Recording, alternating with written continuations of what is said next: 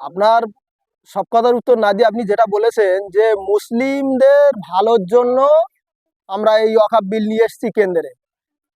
ওই মোদী সরকারের যারা নেতামাতা আছে ওদেরকে আপনারা জিজ্ঞাসা করবেন, মোদী সরকারের ক্যাবিনেট মন্ত্রী থেকে শুরু করে যত মন্ত্রী আছে, যত দপ্তর আছে, একটা মুসলিম নেতা আছে কি? ওদেরকে জিজ্ঞাসা করি।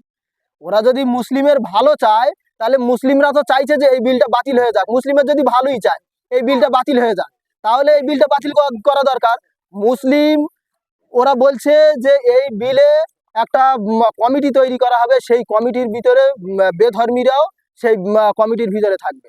আপনারা বলবেন, এবং আপনারা আপনাদের মিডিয়ার মাধ্যমে মানুষকে জানাতে চাইছি যে ওনারা যেটা করতে চাইছে যে মানে আমাদের মসজিদ মাদ্রাসার কমিটির ভিতরে ভিতরে গোরস্থানের ভিতরে ওনারা বেধর্মী হিন্দু ধর্মের ভাইদের এই কমিটির ভিতরে ঢোকাতে চাইছে। তানারা কি জানে? তানারা যদি আমাদের উপকারই যদি চায়, আমাদের ভালোর জন্যই যদি চায়, তাহলে সেই অন্য ধর্মের ভাইদেরকে আমাদের ভিতরে, আমাদের কমিটির ভিতরে, আমাদের মসজিদ মাদ্রাসার কমিটির ভিতরে তারা ঢোকাতে চাইছে কেন? আমরা যদি বলি কোনো ভাই কোনো মন্দিরে যদি কমিটির ভিতরে আমরা যদি বলি আমাদেরকেও রাখতে হবে, এটা কি ঠিক? তাদের মন্দিরের বিষয়, তাদের পুজো অর্চনা, তাদের ধর্মের বিষয় আমরা কিছু জানি না। আমাদের ইমাম সাহেবরা, মুয়াজ্জিন সাহেবরা তারা কিছু জানে না, ঠিক তো? তারা কিছু জানে না। যেহেতু আমাদের ইমাম সাহেব, আমাদের যারা হাফেজ সাহেবরা আছে, আমাদের যারা গুরুজনরা আছে, তারা সেই কমিটির ভিতরে গিয়ে কোনো কাজ করতে পারবে না। তাই সেখানে আমাদের কোনো যাওয়ার প্রশ্ন আসে না। তাহলে ওরা কেন আমাদের এই মসজিদ মাদ্রাসা কমিটির ভিতরে আসতে চাইছে? এতে পরিষ্কার ভাষা, পরিষ্কার বোঝা যাচ্ছে আগামী দিন কি করতে চাইছে। এটা শুধু বাংলা না, ভারতবর্ষের মানুষ বুঝতে পারছে। এবং আগামী দিন কতটা ভয়ঙ্কর দিন আসতে চলেছে, বিশেষ করে মুসলমানদের উপরে তারা নিয়ে আসতে চলেছে, সেটাও মানুষ বুঝতে চাইছে। তার জন্য আমাদের এই আন্দোলন, আমাদের এই রাস্তায় থাকা, আমাদের এই প্রতিবাদ সভা, মাঠে ঘাটে রাস্তায় এই আন্দোলন এইভাবেই চলছে। দেখেন, আমরা এর আগেও মানুষকে বলেছি, মানুষকে সজাগ করেছি যে এই বিজেমূলের সরকার, টিএমসি আর বিজেপি, টাকার এপিট আর ওপিট। তো আমরা এর আগেও মানুষকে বলেছি, এখনো বলছি। আর ওরা কেন বাধা দিতে চাইছে?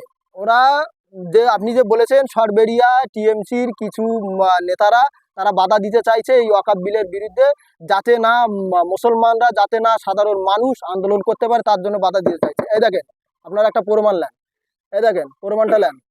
এখানে পরিষ্কার ভাষায় লেখা আছে, মন্ত্রী ফিরহাদ হাকিম জহুরা বিবি ওয়াকফ এস্টেট 5 বিঘা জমি কবজা করে রেখেছে, ফিরহাদ হাকিম।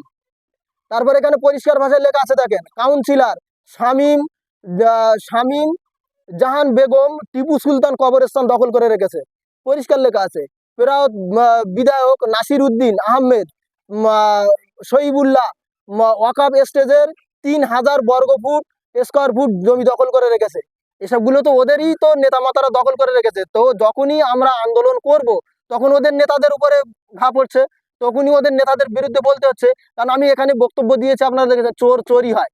যদি হাঁস চুরি করে সেও চোর, মুরগি চুরি করলে সেও চোর, একটু বড় ছাগল চুরি করলে সেও চোর, গরু চুরি করলে সেও চোর, চোর চোর।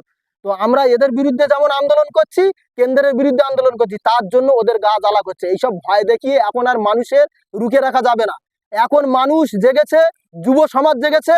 আমাদের সম্পত্তি তারা কেড়ে নিতে চাইছে, কিভাবে আমাদের সম্পত্তি রক্ষা করতে হয় তার জন্য জান লাগলে জান, মাল লাগলে মাল, আন্দোলন যেখানে যেভাবে করতে হয় গণতান্ত্রিক মেনে, আইন মেনে যেভাবে আন্দোলন করতে, আমরা সেইভাবে আন্দোলন করতে রাজি আছি। না কি বলেন ভাইরা?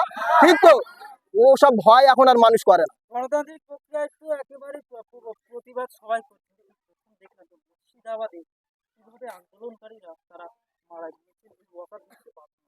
দেখেন, আমাদের রাজ্যের বিরোধী দলনেতা তিনি প্রকাশ্য বলে আমি হিন্দুদের নেতা, এর বিরুদ্ধে আইন কোনো মানে নোটিশ যায় না, তার বিরুদ্ধে তার বাড়ি কোনো নোটিশ যায় না, তার বিরুদ্ধে কোনো আইনি পদক্ষেপ নেওয়া হয় না।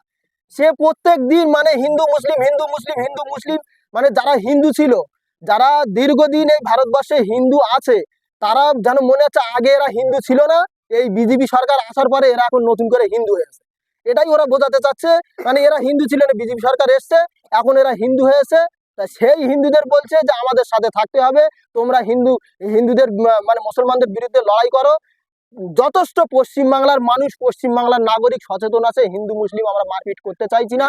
তারপরে ওরা এতভাবে, নেতারা এতভাবে মানে উস্কানিমূলক বক্তব্য দিয়ে হিন্দু মুসলিম জনগণের মারপিট করাতে চাইছে। আমরা চাইছি না এটা, মানে আদৌ চাইছি না। যেটা ভালো হয়েছে, যেটাই হয়েছে খুব খারাপ। আর পুলিশ প্রশাসনকে বলবো সেখানে সঠিক তদন্ত করে যেসব গুন্ডারা, সে যে যে দলেরই হতে পারে, ও গুন্ডাই হয়। সে যে ধর্ম করুক আর যে দলই করুক, গুন্ডা। আমরা কারো পক্ষে না, কারো বিপক্ষে না। যারাই অন্যায় করেছে তাদের বিরুদ্ধে অবিলম্বে আইনতভাবে তাদের শাস্তির ব্যবস্থা করি।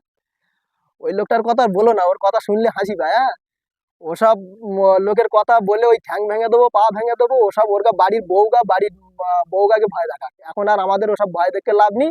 আগামীকাল কত মানুষ শিয়ালদা চত্বরে জমা হয় আপনারা দেখবেন, মানুষও দেখবে, বড় বড় মিডিয়া সেখানে থাকবে। কতটা ওদের ভয়তে মানুষ পিছিয়ে বাড়ি বসে থাকে সেটাও দেখার আছে। আমরা সব বাড়ি থাকবো নাকি ওদের ভয়তে? সব বাড়ি থাকবো?